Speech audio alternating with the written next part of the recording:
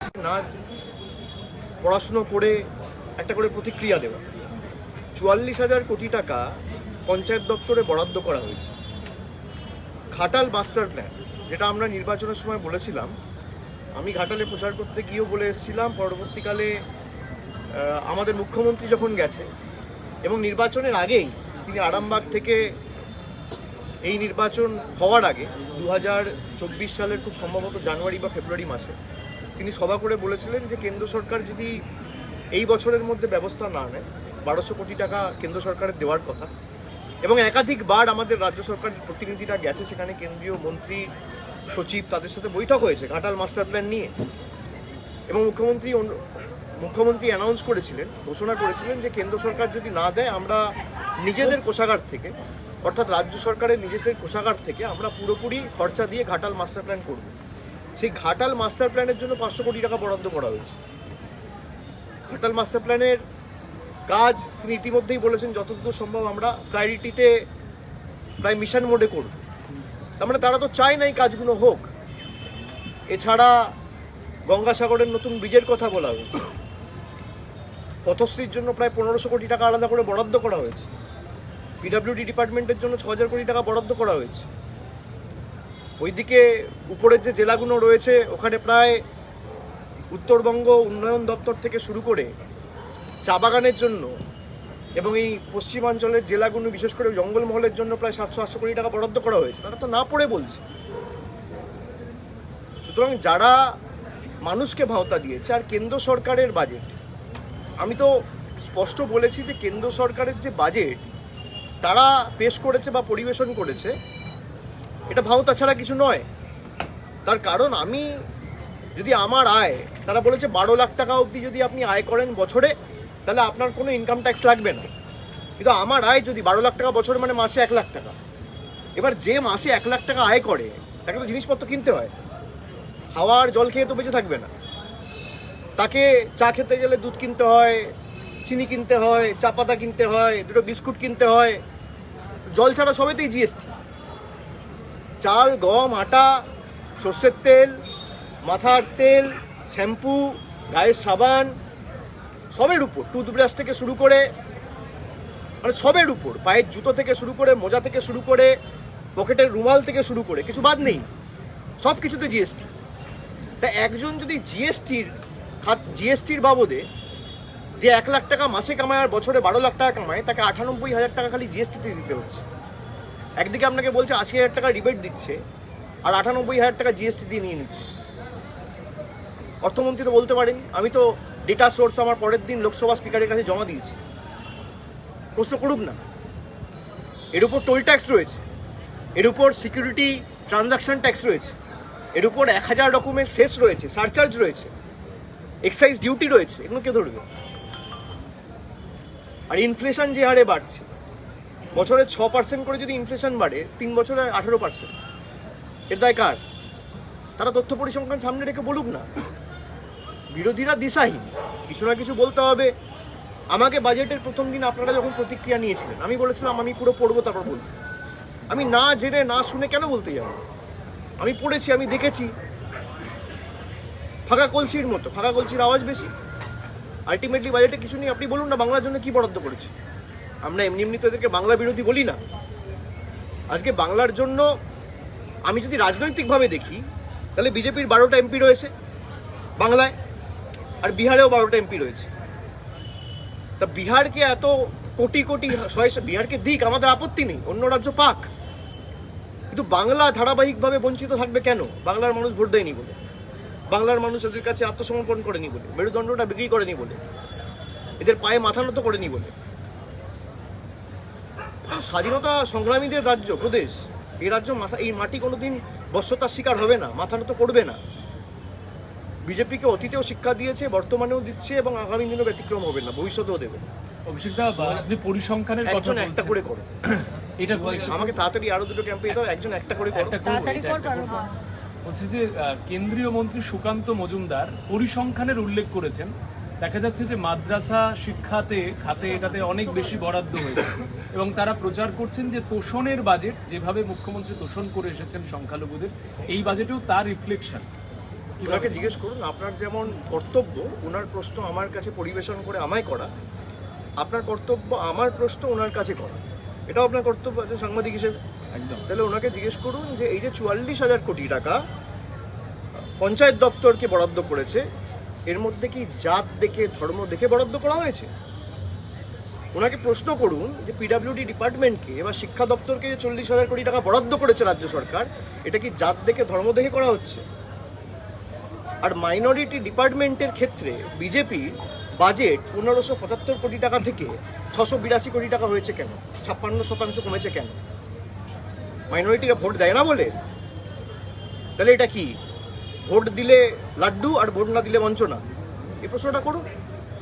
আমি তো data source লোকসভায় জমা দিয়েছি, তাকে এই প্রশ্নটা করুন যে রাজ্য সরকার শিক্ষা দপ্তরে 44,000 কোটি টাকা দিচ্ছে, পঞ্চায়েত দপ্তরে 40,000 কোটি টাকার উপর দিচ্ছে, পিডাব্লিউডিকে 6,000 কোটি টাকা দিচ্ছে, যারা লক্ষ্মীর ভাণ্ডার পাচ্ছে, যারা কন্যাশ্রী পাচ্ছে, যারা শিক্ষাশ্রী পাচ্ছে, জাতি দল ধর্ম দেখে দেওয়া হয়?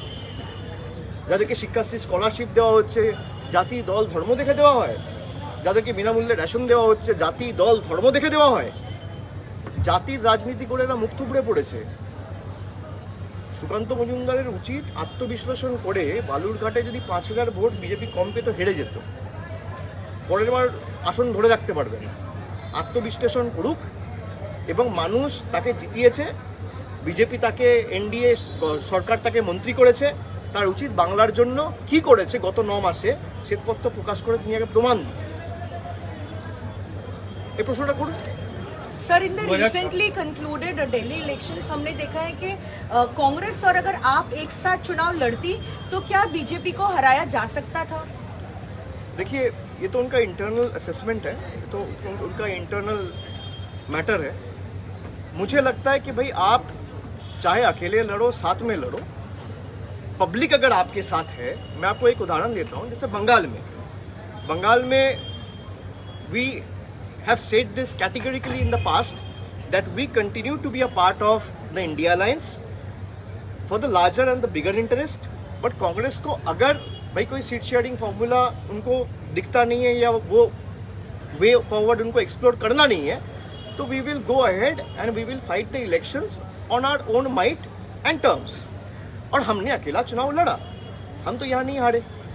भाई जहाँ पे आपका ताकत है, बीजेपी का एक खास बात है कि बीजेपी लोगों को गलत समझाने में माहिर है। अब बीजेपी ने ये बता दिया कि भाई केजरीवाल 5 साल तक तो थे ही, 2012 से 13 से उनका सरकार है, 20 साल में भी 2020 में भी कोविड के पहले वो चुन के आए, 5 साल हो गया उसने कुछ किया नहीं। अब आम आदमी पार्टी वाले ने कुछ हद तक अनसक्सेसफुल इसलिए रहा क्योंकि उनका जो फेक नैरेटिव है या गलत प्रचार है उसको काउंटर नहीं कर पाया कि भाई एक चुने हुए सरकार को आपने काम करने ही नहीं दिया। मान लीजिए मैं अगर यहाँ से 5 कदम दूर चला जाऊँ तो आप लोगों को मेरा बात सुनाई नहीं देगा, बूम पकड़ेगा ही नहीं। तो अगर आप मुझे मुख्यमंत्री के रूप में चुने हो तो मुझे तो वो संसाधन चाहिए ताकि मैं काम कर पाऊँ। 2023 में बीजेपी ने ऑर्डिनेंस करके प्रदेश की सरकार और दिल्ली की सरकार का सारा पावर ले लिया। अब इसको आपको जनता को समझाना पड़ेगा, जनता को गुमराह कर दिया। ये प्रयास उन्होंने बंगाल में भी किया था कि भाई हम तो सेंटर से पैसा भेज रहे हैं, तृणमूल वाले पैसा आप तक पहुंचने नहीं दे रहे। बीजेपी ने यही दावा किया था।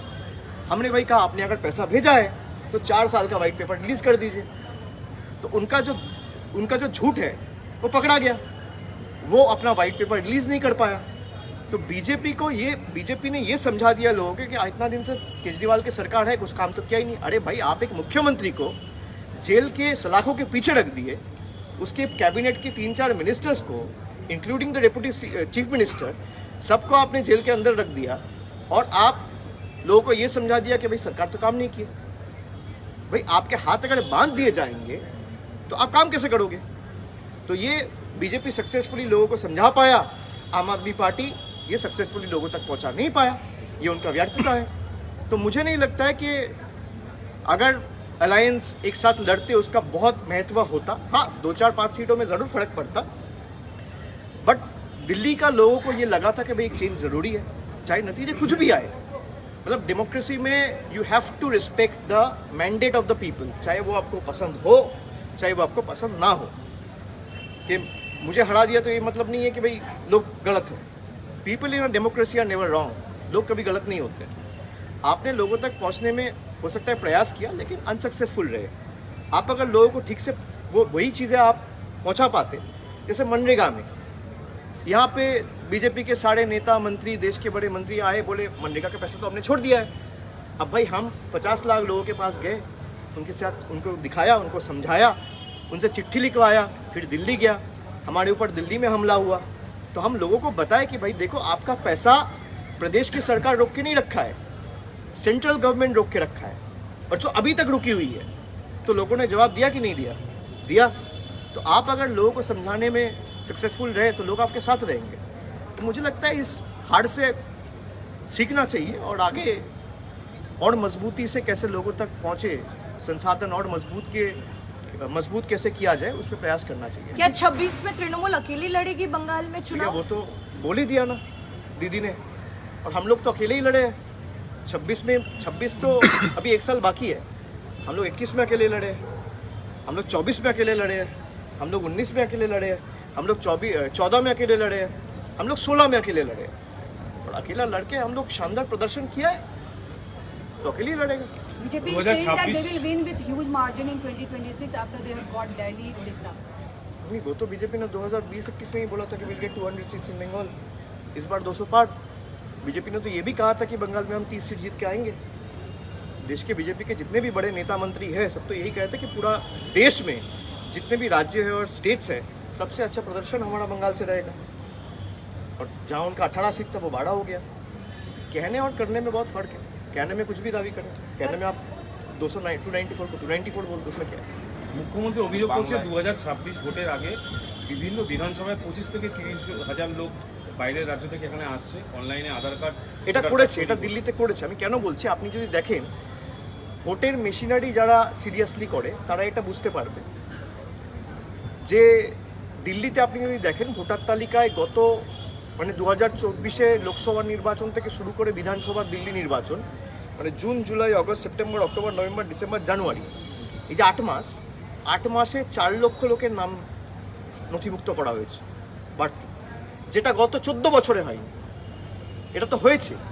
এবার এটা যারা ধরুন লড়াই করছে, এক্ষেত্রে বিজেপির সাথে লড়াই ছিল আম আদমি পার্টি হয়তো সেটা ধরতে পারেনি। আমি যেটা বললাম যে কিছু কিছু জায়গায় নিশ্চিতভাবে ওরা মানুষের কাছে সঠিক তথ্যটা পরিবেশন বা মানুষের কাছে পৌঁছাতে পারেনি, বক্ষম হয়েছে।